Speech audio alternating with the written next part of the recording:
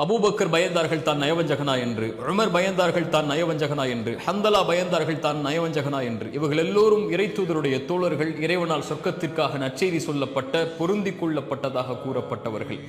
இவர்களே தங்களுடைய ஈமானை தாழ்வாக பார்த்தார்கள்.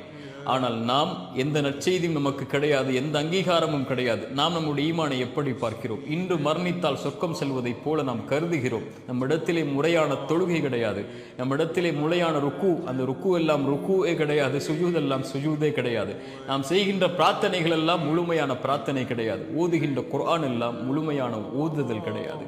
எந்த செயல்பாடுடைய அங்கீகாரமும் தரமும் இல்லாத நாம் நம்மை எப்படி பார்க்கிறோம்? பிறருடைய குறைகளை ஆராய்வதை விட்டுவிட்டு நம்முடைய ஈமானை தாழ்வாக பாருங்கள்.